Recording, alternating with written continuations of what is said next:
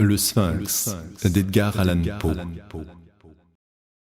Pendant l'effroyable règne du choléra à New York, j'avais accepté l'invitation d'un ami pour passer une quinzaine de jours avec lui dans la retraite de son cottage orné sur les rives de l'Hudson. Nous avions ici autour de nous tous les moyens ordinaires de distraction estivale, et avec quoi vaguer dans les bois, faire des esquisses, du bateau, pêcher, se baigner, faire de la musique et des livres. Nous aurions dû passer le temps assez agréablement, ne fût-ce par l'effrayante information qui nous parvenait chaque matin de la populeuse ville. Pas un jour ne s'écoulait sans qu'il ne nous apporte des nouvelles du décès de quelques connaissances. Ainsi, comme la fatalité augmentait, nous apprîmes à nous attendre quotidiennement à la perte de quelque ami. À la longue, nous tremblions à l'approche de chaque messager. L'air même du Sud nous semblait imprégné de mort. Cette pensée paralysante, en effet, prit entière possession de mon âme. Je ne pouvais ni parler, ni penser, ni rêver à rien d'autre. Mon hôte était d'un tempérament moins excitable, et bien que le moral profondément déprimé, il s'efforçait à remonter le mien. Son intellect, richement philosophique, ne fut à aucun moment affecté par des irréalités. Envers les substances de la terreur, il était assez sensible, mais de ces ombres, il n'avait aucune appréhension. Ses tentatives pour me sortir de la condition de mélancolie anormale dans laquelle j'étais tombé furent frustrées en grande partie par certains volumes que j'avais trouvés dans sa bibliothèque. Ceux-ci étaient d'un caractère à forcer la germination de quelques graines de superstition héréditaire gisant en latence dans mon cœur. J'avais lu ces livres sans qu'il le sache, et ainsi il restait souvent perplexe quant à la raison des impressions qui s'étaient imposées dans mon imagination. L'un de mes sujets favoris était la croyance populaire dans les augures, une croyance que, à cette même époque de ma vie, j'étais presque sérieusement disposé à défendre. Sur ce sujet, nous avions de longues et animées discussions. Lui maintenant le mal-fondé total d'une croyance en de tels sujets, moi contestant qu'un sentiment populaire apparaissant avec une absolue spontanéité, c'est-à-dire sans trace apparente de suggestion, avait en lui-même les éléments évidents de la vérité et avait le droit à beaucoup de respect. Le fait est que, peu de temps après mon arrivée au cottage, il m'était arrivé un incident tellement inexplicable, et qui avait en soi un tel caractère prodigieux, que j'aurais bien pu être excusé de le voir comme un augure.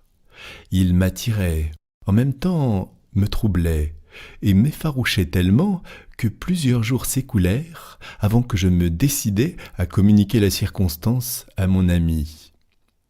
Vers la fin d'une journée excessivement chaude, j'étais assis, livre à la main, près d'une fenêtre ouverte, donnant à travers une longue perspective des rives du fleuve, sur la vue d'une distante colline, dont la face la plus proche de ma position avait été dénudée par ce qui est appelé un éboulement de terrain de la portion principale de ces arbres. Mes pensées avaient longuement dérivé du volume devant moi vers la mélancolie et la désolation de la ville avoisinante. Levant les yeux de la page, ils tombèrent sur le côté nu de la colline et sur un objet, sur quelque monstre vivant d'une hideuse configuration, lequel très rapidement se fraya chemin de la cime vers le bas, disparaissant finalement dans la dense forêt d'en bas. Quand cette créature se montra en premier à ma vue, je doutai de ma propre santé d'esprit, ou au moins de l'évidence de mes propres yeux. Et plusieurs minutes s'écoulèrent avant que je n'aie réussi à me convaincre que je n'étais ni fou, ni dans un rêve. Cependant, quand je décris le monstre que j'aperçus distinctement et surveillai calmement pendant tout le temps de son évolution, mes lecteurs, j'ai peur, sentiront plus de difficulté à être convaincus de ces choses que je n'en fus moi-même. Estimant la taille de la créature, par comparaison avec le diamètre des gros arbres auprès desquels elle passa, les quelques géants de la forêt qui avaient échappé à la fureur de l'éboulement de terrain, je conclus qu'elle était beaucoup plus grosse qu'aucun bâtiment de la ligne existante. Je dis bâtiment de ligne car la forme du monstre suggérait l'idée. La coque de l'un de nos 74 devait comporter une conception assez acceptable de la ligne d'ensemble. La bouche de l'animal se trouvait à l'extrémité d'une trompe de quelque 60 ou 70 pieds de longueur et était presque aussi épaisse que le corps d'un éléphant ordinaire. Près de la racine de cette trompe, il y avait une immense quantité de poils noirs en broussailles, plus de ce qu'aurait pu être fourni par les robes d'un nombre de buffles. Et, se projetant de ces poils du bas et des côtés, se hissaient deux défenses brillantes, non pas peu semblables à celles du sanglier, mais d'une dimension infiniment plus grande. Se déployant vers l'avant, parallèlement à la trompe, et de chaque côté de celle-ci, il y avait une gigantesque hampe, 30 ou 40 pieds de longueur, formée apparemment de pur cristal, et en forme d'un prisme parfait. Il reflétait de la manière la plus somptueuse les rayons du soleil déclinant. La trompe était façonnée comme un trinôme, avec l'apex vers la terre. De celle-ci, deux paires d'ailes se déployaient, chaque aile presque 100 yards de longueur. Une paire était posée par-dessus l'autre, et tout recouvert lourdement par des écailles métalliques, chaque écaille apparemment quelque 10 ou 12 pieds de diamètre. J'observai que la plus haute et la plus basse rangée d'ailes étaient connectées par une solide chaîne. Mais la principale particularité de cette horrible chose était la représentation d'une tête de mort, qui recouvrait presque la totalité de la surface de sa poitrine, et qui était tracée diligemment en un blanc éclatant sur le sombre dessous du corps, comme si elle avait été dessinée là soigneusement par un artiste.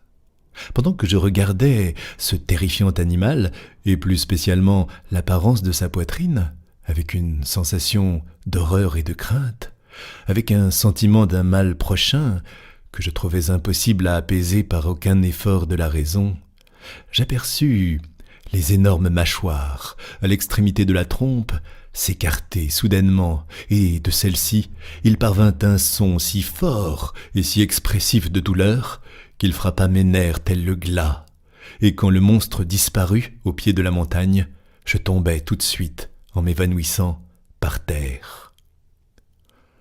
En recouvrant, ma première réaction, bien sûr, fut d'avertir mon ami de ce que j'avais vu et entendu, et je peux à peine expliquer quelle sensation de répugnance ce fut qui, à la fin, agit pour m'en empêcher.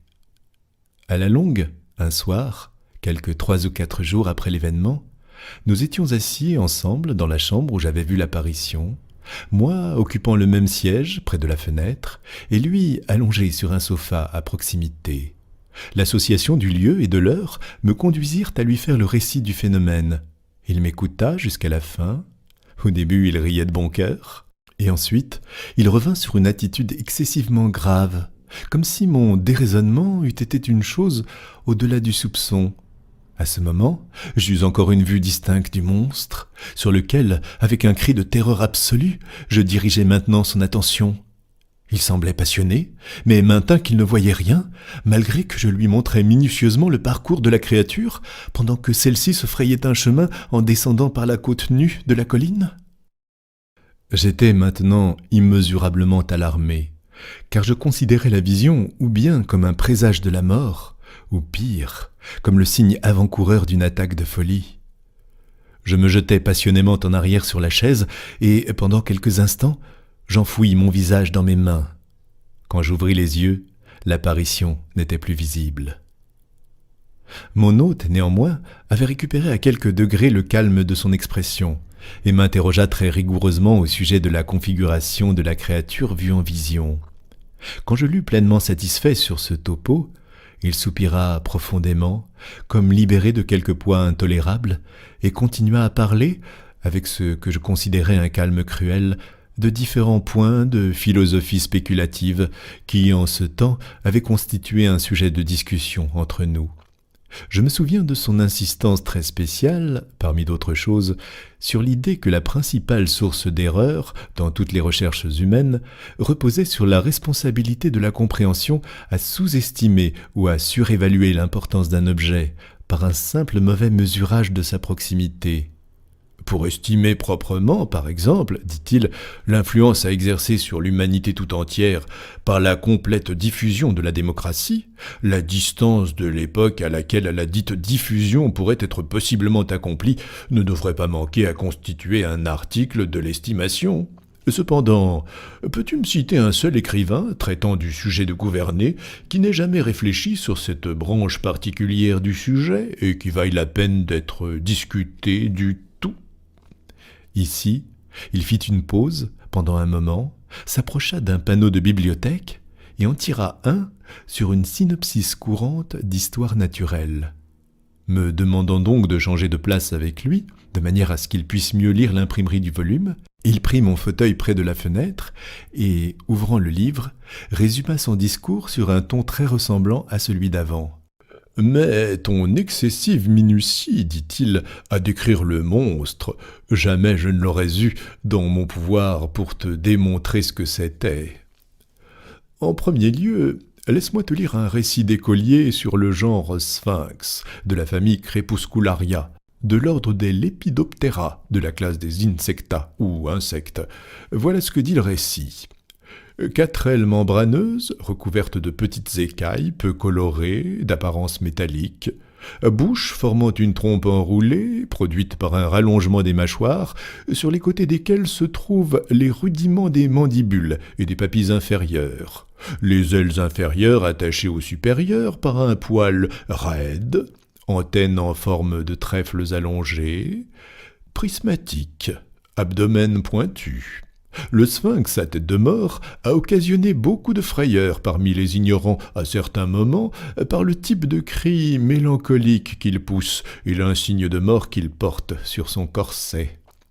Ici, il referma le livre et s'inclina en avant sur la chaise, en se plaçant exactement dans la position que j'avais occupée au moment de voir le monstre. « Ah, le voilà !» s'exclama-t-il à présent. « Il est en train de remonter la côte de la colline, et j'admets qu'il est une créature d'un effet très remarquable. Toutefois, elle n'est en aucune manière ni aussi grande, ni aussi distante comme tu l'as imaginé, car le fait est que, alors qu'elle se tortille en remontant par le fil que quelque araignée a ouvré le long de la fenêtre à guillotine, je trouve qu'elle est à peu près d'un 1/6 de pouce dans sa longueur maximale, et aussi à peu près à un 1/6 de pouce distante de la pupille de mon œil. »